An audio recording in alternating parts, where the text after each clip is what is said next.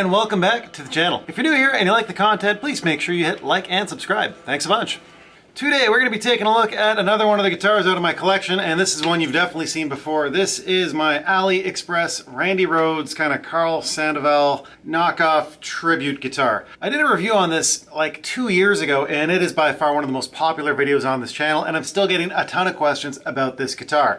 Do I like this guitar? Do I still play this guitar? What have I changed on this guitar? Do I think these are worth the money? Anyway, today I figure, you know, why not? It's been a couple of years. I still have it. I'm still playing it. Let's talk about it. Maybe I can help answer a couple of these consumer-based questions that you might have about these AliExpress guitars. First thing I will say about this guitar though, obviously this one is no longer stock. These are not the stock pickups. This isn't the stock bridge. I've done all sorts of other work to this thing, so I'm not going to do a ton on tones. If you're more interested in tones, I'll leave you a link to the original review video I did on this guitar a couple of years ago. Highly recommend checking that out. Everything on it I think was stock except maybe the bridge. If you're looking for more or less tones in this video, I will do a playthrough kind of at the end of the video, so just pay attention down here to the timestamps and find the content you're looking for, okay? Perfect, let's go. Okay, so first things first, I want to talk about the finish. This is something I get asked about a lot with these AliExpress guitars, and I'm just going to go ahead and say it right now. The finish on these guitars is not great. It's not good. It's probably better than something you can do in your garage with a spray paint can and, you know, like spray paint clear coat. To be honest here, this finish is nowhere near something you're going to find on like a nice Charvel or a Schecter or, you know, a Kramer. It's just not. It's not going to happen. Quality and attention to detail to the actual clear coating and painting is just not there. You guys might remember the first video I did on this, I had quite a few complaints about the finish itself. In hindsight, now that I've actually had a few of these guitars, I'm going to go ahead and say it that out of the 3 AliExpress guitars I've purchased, despite this one being far from perfect, this is the best finished one I have, which is kind of shocking. I still have the same issues I had back in the old video. They didn't go away. I mean, you can still see, like in the polka dots, it might not show up on the camera here, but there is a little bit of bleed through. You can see some black in behind there. You can still see some spots where wood has been joined. Obviously, this is many pieces of wood put together. Stuff like that is still obvious and visible. The one thing I will say about this, and this is the same thing I was commenting about on that 5150 AliExpress guitar I have, as well as the McMars one. The finish on these, it's extremely brittle, and I think that has to do with just the clear coat they put on it. I think they use a lot of hardener in the clear coat to get it to solidify quickly for shipping out to you. So something to keep in mind. When you do get one of these, if you have it around, be careful what you put it and rest it against. It doesn't take much to really put scratches into this finish just because it's such hard clear coat. So be aware of that. And of course, some of my complaints like the drips on the back of the headstock, there it is right there. And the polka dot, I don't know if I get that to show on the camera. It's not showing, but it's in the other video. That obviously didn't go away. It's still there. You can still feel it if you're up here playing, but it's not really a massive inconvenience. That's the only like real blemish in the paint itself. So overall, not too terrible. Again, these are not that expensive from AliExpress. So if you want to gamble on it, yeah, the finish on this is pretty good. Even if you just made this a wall hanger, still a pretty cool guitar for the money. Okay, as far as the hardware goes, if you do buy one of these guitars, 100% be prepared to change the hardware. If you don't buy something with a lock nut up here, obviously like this kind of guitar, you're gonna have to certainly change your actual tuners. These ones I've left on here, they're the stock ones, but it doesn't really make much of a difference to me, of course, because I have a lock nut here. I will say the quality and the ratios, they work. They're not by any stretch of the imagination a quality part. You're gonna find better quality tuners on really inexpensive Squires and things like that than you'll find on these AliExpress guitars. The bridges that come on these are epic garbage. This here is a nice unit. I changed that. This is a Godo 1996T. This bridge is fantastic. This stays in tune like a champ, but the bridge that did come on this was just atrocious, atrocious garbage. And here it is. If you guys can see this. Actually, this is kind of funny. If you look right there, you can see it. It says Floyd Rose 2. Now, I'll tell you right now, I own some Floyd Rose 2s. This is not a Floyd Rose 2. This is just a blatant counterfeit that they've literally put Floyd Rose on. So this is garbage. You can already see just by looking at it, the quality of the machining is really not particularly great. Like look at these pins. Can you see these saddle pins? Yeah, those are just rolled steel. There's a hole through them. Oh, there you go. You can see daylight. Absolute garbage. So yeah, of course, just keep in mind if you do buy any guitars from AliExpress, try and look at it as more of the bare bones husk of a guitar. You're still going to have to change the hardware because stuff like this counterfeit Floyd Rose 2, just blatant garbage. Get rid of that shit. Now the electronics, this is another component that we should probably talk about. When I first got this guitar, you guys probably remember me saying I didn't really mind the sound of that. Yeah, a lot of you guys said you probably will, and you're right, I did. These have been changed. These are now Guitar Madness 1984 pickups in here. They sound quite a bit better than the crappy AliExpress ones that were here. Over some time, I just couldn't deal with the lack of clarity from those pickups. These are considerably better. I'm not going to say these are amazing, but these were quite inexpensive. I think I paid somewhere around $60 shipped to my house for the pair of these 1984 Guitar Madness pickups. And honestly, yeah, they sound pretty good. I'll do some playing more towards the end of this video, and you'll hear what these sound like, because these are the pickups that I installed, you know, just a few months ago for that particular video, because I just couldn't stand the sound of the AliExpress pickups that were in here. Again, I'm not going to say those are terrible pickups, but again, if you do buy one of these guitars, the electronics, you're probably going to want to change.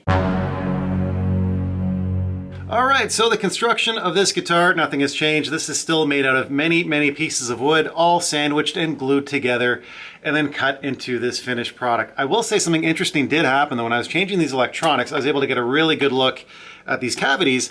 And part of the reason why this guitar is so light, it is very, very light, is because it's actually almost like a semi-hollow. Instead of actually routing, you know, lines back here to the cavity for the pickups and electronics, what they did was they kind of installed a center block of wood and then put like sandwich sheets of wood on top of that, and then kind of left this part hollow. So in and around here, down to the electronics, and it seems to be on both sides, is hollow.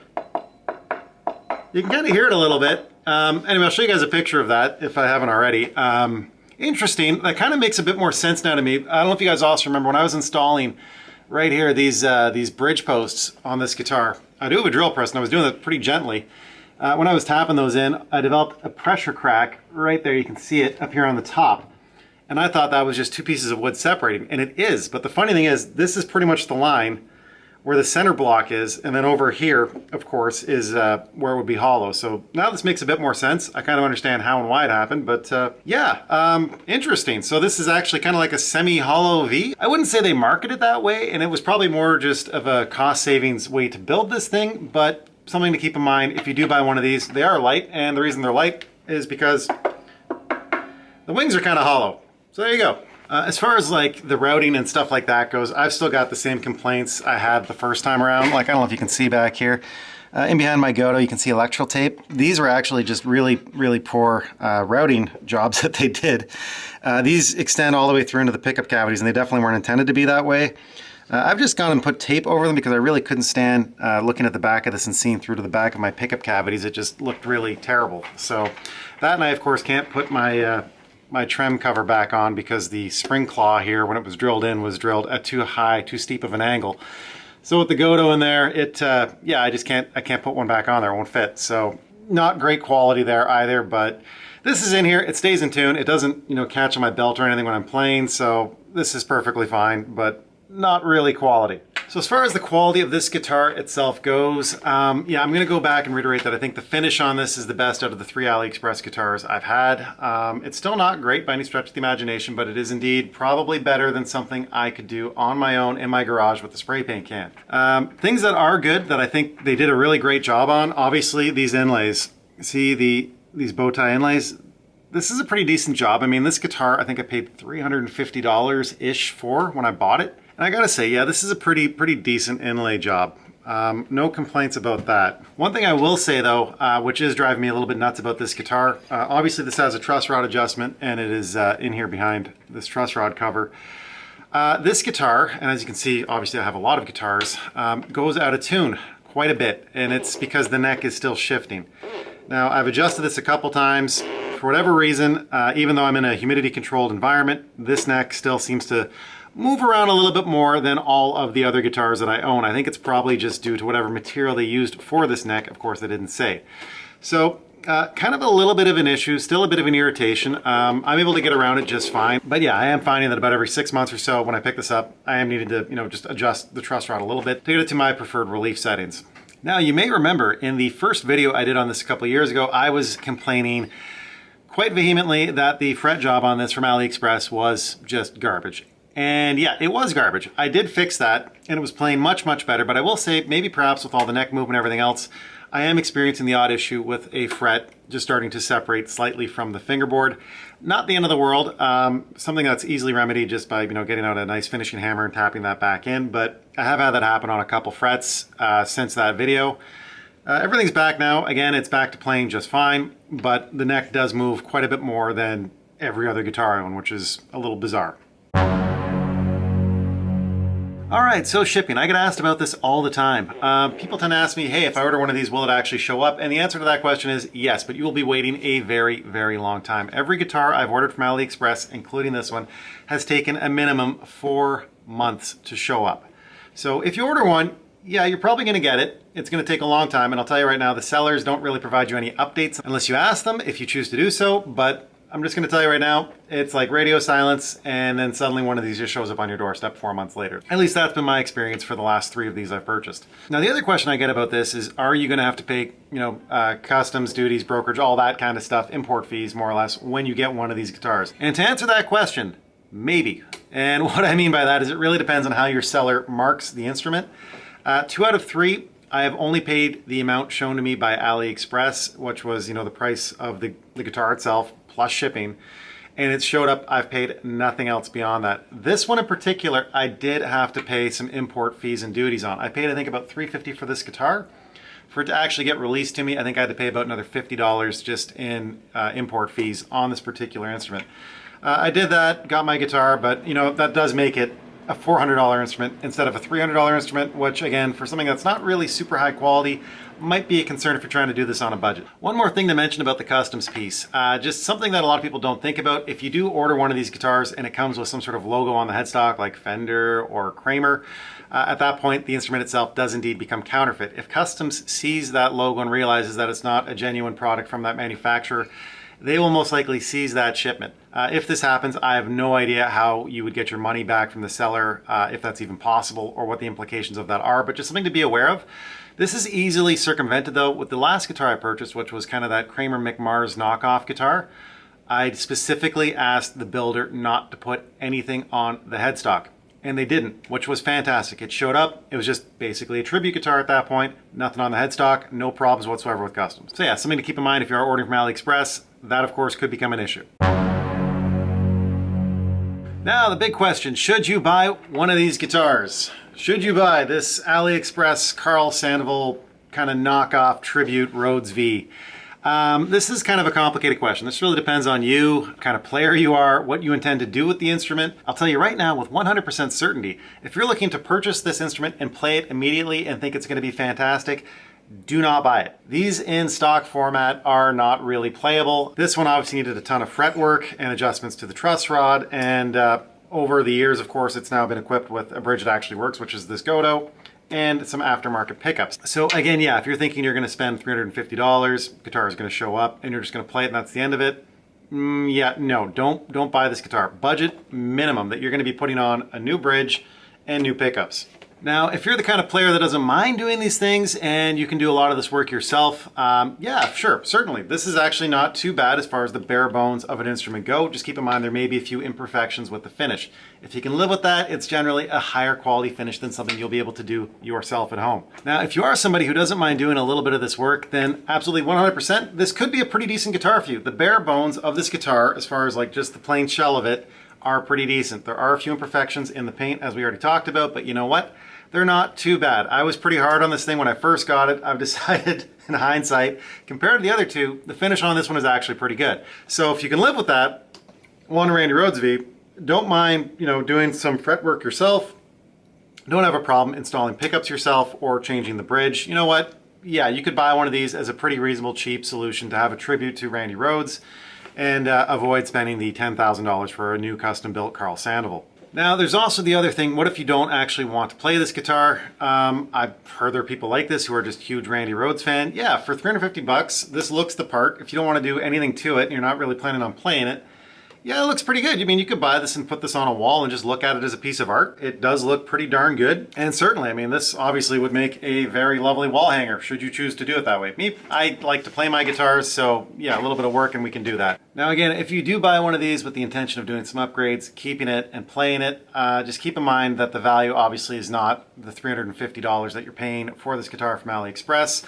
In my instance here, you know, I bought this thing, I got hit with $50 for import fees. The Godo 1996 that I put on here, which is a fantastic trim by the way and stays in tune like a champ, this was about $170 in my market. These pickups, these Guitar Madness pickups, the 1984 series, I think I paid about $60 for these shipped to my house. So, I mean, once you add up all of these factors, this guitar is no longer the cheap $350 attractive instrument you see on AliExpress. It is a $630 instrument. And I'll tell you right now, for 630 bucks, this is not really comparable to something you could buy at Guitar Center for that kind of money. Does it look amazing? Absolutely. Is it a great tribute to Randy Rhoads? Yes. Is it worth 630 bucks? That really depends on you and how big of a Randy Rhoads fanboy you are. For me, yeah, this is worth it. It's still in my collection. I obviously still play it, but yeah, the real value now is far beyond what I initially invested in this instrument. So do I still play this guitar? Yeah, I do still play it, usually just for some Randy Rhoads style stuff. But I will say this is not the easiest guitar in the world to play. The big reason for that, of course, as I mentioned in the last video, this neck is absolutely gargantuan. This is by far the largest neck I've ever played in my life. Like once you get up here at that joint, like it is a baseball bat up here. Like you're basically playing a Louisville Slugger, and it's really challenging to navigate around and play this thing quickly and efficiently. I will also say the slightly wider fretboard, well, yes, Randy Rhoads did indeed have a slightly wider fretboard on his version. I'm personally having trouble playing on this one. I think it's probably a bit wider than that one would have been, and also with the Godo in here, or any bridge for that matter, your actual spacing comes back to, you know, more of a standard Fender style spacing. So the strings are still fairly centralized on this fretboard, and you're still having to wrestle with the extra few millimeters of space there, which is just a little awkward for me.